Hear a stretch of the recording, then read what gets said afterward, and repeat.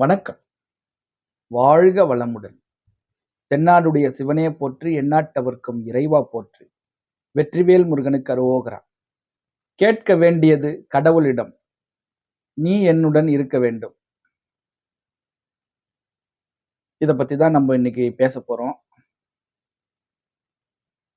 ஆ அதாவது எல்லாருமே இந்த காலகட்டத்தில பார்த்தீங்கன்னா, எல்லா கோவில்லுமே கூட்டம் பயங்கரமா இருக்கு. ஓவரா இருக்கு கூட்டம். அம் அதாவது காலையில போனாலும் சரி, அ அந்த மதிய நேரத்தில போனாலும் சரி, சாயந்தர நேரத்தில போனாலும், எப்போ போனாலும் எல்லா கோவில்லுமே கூட்டம் அதிகமா இருக்கு. ஆம். அதாவது எல்லா கோவில்லையும் அப்படின்னு சொன்னா, ஒரு பிரசித்தி பெற்ற கோவில்லாம் பார்த்தீங்கன்னா, கூட்டம் அதிகமா தான் இருக்குது. அப்ப நம்ப சீக்கிரமா போயி சாமிய பார்க்கணும். நமக்கு வேண்டியதெல்லாம் கேட்கணும். அப்படின்னு தான் நம்ம கோவிலுக்கு போறோம். ஸோ அந்த வகையில, அ நம்மளால சீக்கிரம் போயி அந்த சுவாமிய பார்த்து நம்முடைய தேவைகள்லாம் கேட்க முடியல. அ அப்ப நம்ம என்ன பண்ணணும்? இப்ப அந்த மாரி நம்ம கோவிலுக்கு போம்போது, கடவுள்கிட்ட நம்ம என்ன கேட்கணும்? அம் எங்க வீட்ல மகளுக்கு திருமணம் ஆகணும். என் பையனுக்கு திருமணம் ஆகணும். என் பசங்களுக்கு வேலை கிடைக்கணும். எங்க வீட்டுக்காருக்கு நல்ல வேலை கிடைக்கணும். அ எங்க வீட்டுக்காரர் ஆரோக்கியமா இருக்கணும். எங்களுக்கு வீடு கட்டி முடிக்கணும். அ எங்களுக்கு ஒரு பிசினஸ் பண்ண போறோம். அது பிசினஸ்க்கு எங்களுக்கு பணம் வேணும். அதுக்கு இடம் வேணும். இந்த மாரி நெறைய அ நமக்கு தேவை இருக்கும். ஸோ அந்த தேவைகள்லாம் குடுக்கக்கூடிய ஒரு ஆள் யாருன்னா, கடவுள் மட்டும் தான் குடுப்பாரு அப்படின்னு சொல்லி, நம்ம கடவுள்கிட்ட போய் கேட்கறதுக்காக போறோம். ஸோ இது ஒரு பக்கம் இருக்கட்டுமே. ஒரு ஊர்ல ஒரு ராஜாவோட பிறந்த நாள். அந்த பிறந்த நாளுக்கு ராஜா மக்களுக்கு கேட்டதெல்லாம் குடுக்குறாரு. மக்கள் சந்தோஷமா இருக்கட்டும் அப்படின்னு சொல்லி. அப்போ ஒரு அப்பா என்ன பண்றாரு, தன் பசங்க 3 பேர் அவருக்கு. அவர் பசங்கள கூப்ட்டு, ராஜா அ இன்னைக்கு பிறந்த நாளுக்கு பரிசா நீங்க கேட்கறதெல்லாம் குடுப்பாரு. யாருக்கு புத்திசாலித்தனம் அதிகமா இருக்குதுன்னு நான் உங்கள பார்க்கணும். நீங்க அந்த ராஜா கிட்ட போய் வாங்கிட்டு வாங்க உங்களுக்கு தேவையானதுன்னு சொல்லி, அந்த 3 பசங்களையும் அனுப்புவாரு. அதுல 3 பேரும் போவாங்க. அந்த ராஜாவ பார்ப்பாங்க. சரி உங்களுக்கு என்ன வேணும்னு சொல்லிட்டு அந்த ராஜா கேட்கும்போது, ஒருத்தன் எனக்கு ஒரு 100 ஏக்கரா நிலம் வேணும். நான் பயிர் வச்சு நான் பொழைச்சுப்பேன் அப்படின்றான். சரி ஓகே உனக்கு 100 ஏக்கரா குடுத்துர்றேன் அப்படின்றாரு. இன்னொருத்தன் எனக்கு ஒரு 100 பசுமாடு வேணும். நான் அந்த மாட்ட மேய்ச்சு நான் டெவலப் ஆயிடுவேன் அப்படின்னு சொல்றான். சரி ஓகே நான் உனக்கு 100 பசுமாடு குடுத்துர்றேன்னு சொல்றாப்ல. அந்த ராஜா இப்போ 3வதா இருக்கக்கூடியவன் என்ன பண்றான், கொஞ்சம் ஸ்மார்ட்டா திங்க் பண்ணி, ராஜா நீ என் கூட ஒரு 1 மாசம் இருக்கணும் அப்படின்னு சொல்றான். சரி ஓகே 1 மாசம் தானே நான் இருக்கிறேன் அப்படின்றாப்ல. அப்ப ராஜா ஒரு இடத்துல போய் 1 மாசம் தங்குறாருன்னா, சும்மா தங்குவாரா?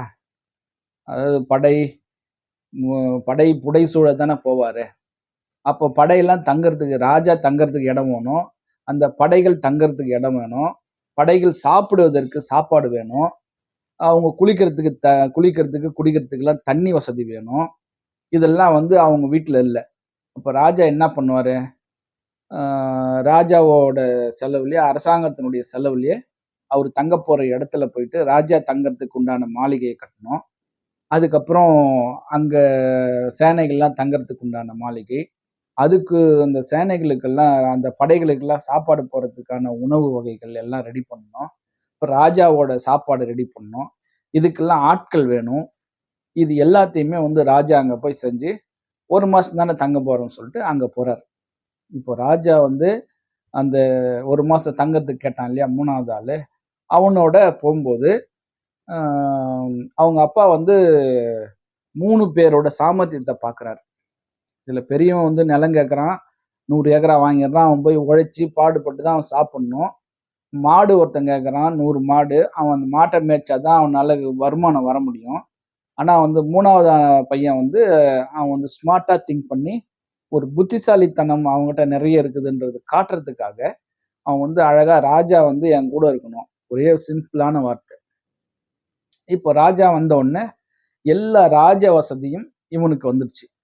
ராஜா தங்கக்கூடிய மாளிகையில இவன் தங்குறான். ராஜா சாப்பிடுற சாப்பாட இவன் சாப்பிடுறான்.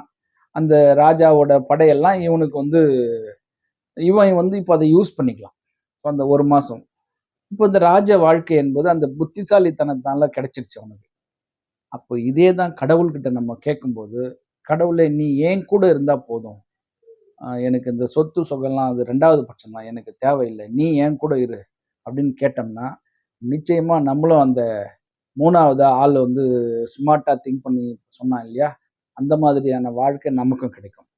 ஸோ அப்ப நம்ம கடவுள்கிட்ட போயிட்டு நம்ம கேட்க வேண்டியது, "எனக்கு பொன் குடு, பொருள் குடு, நிலம் குடு, சொத்து குடு, எனக்கு சாப்பாடு குடுன்லாம்" நம்ம எதையுமே கேட்காம, "கடவுளே நீ என் கூட இருந்தா போதும்.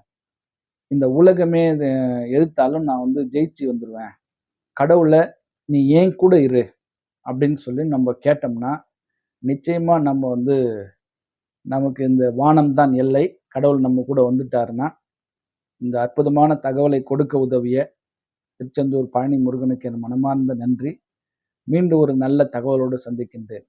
"ஆறிரு தடந்தோள் வாழ்க, ஆறு முகம் வாழ்க, வெற்பை கூர்செய் தனிவேல் வாழ்க, குக்குடம் வாழ்க, செவ்வேள் ஏறிய மஞ்சை வாழ்க, யானை தன் அணங்கு வாழ்க, மாறிலா வள்ளி வாழ்க, வாழ்க சீர் அடியார் எல்லாம், வெற்றிவேல் முருகனுக்கு அரோகரா." வணக்கம். வாழ்க வளமுடன். எல்லாம் செயல்கூடும்.